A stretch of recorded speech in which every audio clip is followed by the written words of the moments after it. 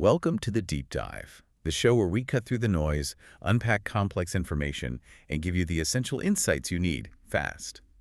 I'm Mark Buzz. And I'm Anna Bugs. It's always a pleasure to dive in with you, Mark. Great to have you, Anna. Today we're tackling a topic that definitely sends shivers down many spines. It's a real concern for homeowners across North America, and especially, it seems, if you live somewhere like California, which our source material highlights. Oh, yeah. We're talking about black widow spiders. The infamous ones. Exactly. Yeah. So our mission today is pretty straightforward. We want to equip you, our listeners, with the knowledge to not just, identify these venomous spiders. Which is important, of course. Right, but also to really understand the risks they pose, learn some effective practical prevention strategies, and critically know when it's absolutely time to, call in the professionals. That last point is crucial. Definitely. We're pulling our insights today from a really informative article. It's titled, How to Get Rid of Black Widow Spiders, written by Ian Chi, published by Simple Pest Management back on May 16th, 2025. A very relevant source. So if you're looking for that shortcut to being genuinely well-informed about handling these, let's say, unnerving eight-legged guests, you are definitely in the right place. Let's dig in. Let's do it. Okay, so let's start with the basics, maybe the obvious. What exactly makes a black widow spider so unsettling? And how do you spot one? They're infamous for a reason, right? They absolutely are. Most people immediately picture that classic shiny black body Right. and that very distinctive red hourglass marking on the underside of the abdomen, the belly. That's your number one visual cue. The hourglass, yeah, I can't miss it. Usually. But what's often overlooked, and this is really important for safety, is that it's primarily the female black widow that carries the truly potent venom. Ah, okay. So the female is the main concern. Primarily, yes. And it's her web you'll most often find. It's usually quite irregular, messy, tangled, like not those neat orb webs you see elsewhere. She's also bigger than the male, often about half an inch long, body-wise, not counting her legs. Half an inch. Okay. Still sounds pretty small for such a dangerous creature. Well, size isn't everything here. What's fascinating, and frankly a bit frightening, is that while actual bites are relatively rare, Thank goodness. yes, but they are absolutely nothing to shrug off if one does happen. This isn't just any spider bite. Their venom contains a powerful neurotoxin. It's called latrotoxin. Laterotoxin. Okay. And it can cause a really severe condition known as latrodectism. We're talking excruciating muscle pain, often radiating across the body, severe abdominal cramps. Sometimes people mistake it for appendicitis. Wow. Yeah, and a whole host of other symptoms: profuse sweating, tremors, muscle rigidity, even significantly elevated blood pressure. It's a systemic attack, far beyond just a localized reaction. So it affects the whole body. Exactly. That's why you hear comparisons to rattlesnake venom toxicity on a pull drop basis. It really underscores the punch it packs. It sets them apart from, say, common house spiders, or even something like a brown recluse, which has its own dangers but a very different venom profile. Right. So the black widow has that immediate visual ID, the hourglass, and this really potent neurotoxic venom. Spot on. So, okay, we know what to look for, but, and this is where it's really interesting, I think, these spiders aren't just parading around in the open, right? Not at all. They're quite shy, actually. So the real challenge, and maybe the next line of defense for homeowners, is knowing where they like to hide out. If you suspect you have black widows, figuring out their preferred spots is, step one for any kind of control. Absolutely. And if you look at the bigger picture, there's a clear pattern. Black widows thrive in quiet, undisturbed, dark, and sheltered areas. Okay, undisturbed is key. Definitely. Think places where they feel secure, where they can build those messy webs without being bothered. Indoors, that often means neglected dark corners, under shelves, behind furniture that rarely gets moved. Like the back of a closet? Could be. Inside crevices in walls, and especially around cluttered storage areas, think basements, attics, garages. Clutter is their friend. And outdoors. Outdoors, similar principle. Look in firewood piles. That's a classic spot. Tucked away under patio furniture that's been sitting a while. Inside sheds, utility boxes, even things like children's outdoor toys or old boots left outside. Wow, even kids' toys. That's unsettling. It is. They just seek places where they won't be easily seen or disturbed. Which, brings us back to decluttering. It's not just about tidiness. It's a really critical preventative measure for these spiders. Absolutely. And thinking about prevention, beyond just knowing where they hide, Hmm. It seems like disrupting their whole setup is important, starting with, well, what they eat. Exactly. Their food supply. Black widows thrive where there's a consistent source of food. And what's on the menu? Mostly common insects, things like cockroaches, ants, beetles, flies, even other spiders sometimes. Mm, So if your home generally has a bit of an insect problem, maybe you see ants regularly or the occasional cockroach, yeah, then you're essentially laying out an open buffet for black widows. It makes your home much more attractive to them. right. It invites them in. Precisely, which raises an important question. What does really effective general pest control look like if you're trying to keep black widows away? It's got to be more than just, spraying the baseboards once in a while. Sounds like it. Yeah, it's about creating an environment that's just generally inhospitable to all pests. Cut off the food source for the spiders, and they've got much less reason to stick around. And, like we said, clutter reduction is huge. Back to the clutter. Always back to the clutter. More stuff means more hiding places, more undisturbed spots for webs, and those crucial egg sacs. So Yeah. really tackling attics, crawl spaces, garages, wood piles, that's key. Our source mentioned cardboard storage specifically. Ah, yes, good point. Cardboard boxes, especially if they've been sitting untouched for a long time, are like five-star hotels for black widows. They offer insulation, darkness, multiple layers to hide between. Okay, note to self. Go through those old boxes. Definitely worth doing. And outside, stacking firewood away from the house foundation, keeping it elevated off the ground if possible, maybe even covering it, that helps deter both the spiders and the insects they eat. Right, makes sense. Okay, so let's say you've done the decluttering, you're working on general pests, but you still spot signs. Maybe you find one of those messy webs, or worse, those little papery egg sacs. What's the immediate action plan? Quick action is crucial, but it has to be safe action.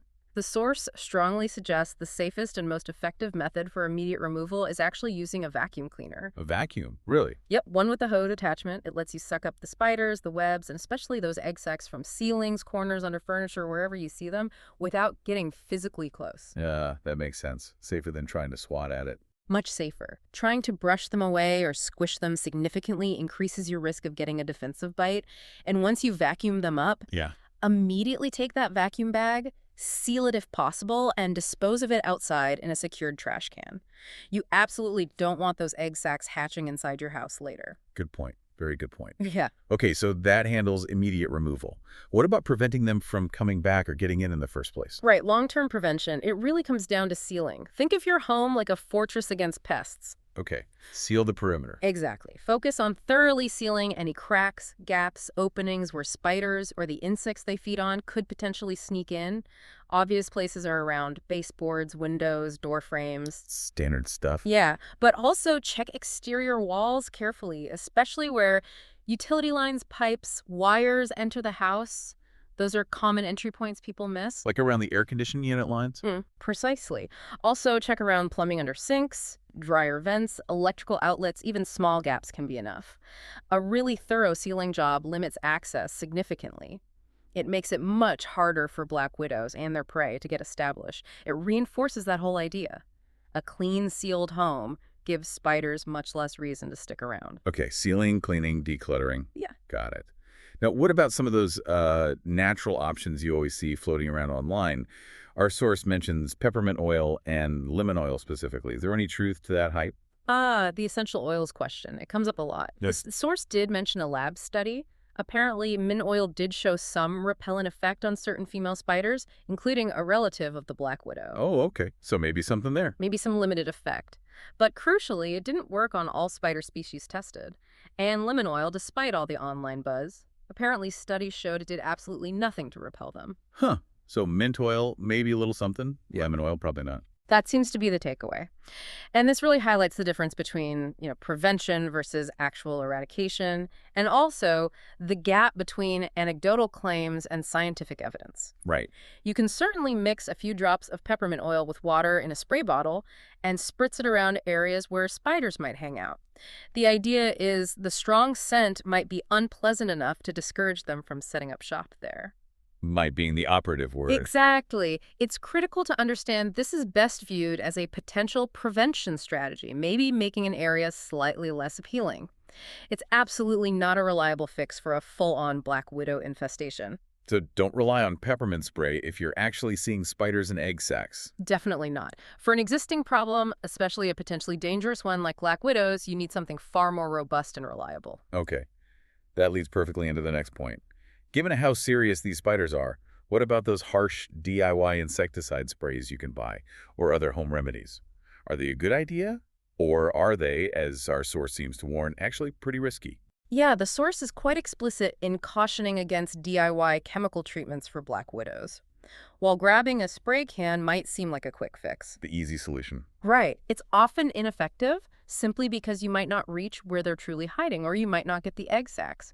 But more importantly, it's incredibly risky. Risky how? Well, you absolutely do not want to provoke a black widow, especially a female who tends to be more defensive, particularly if she's guarding an egg sac.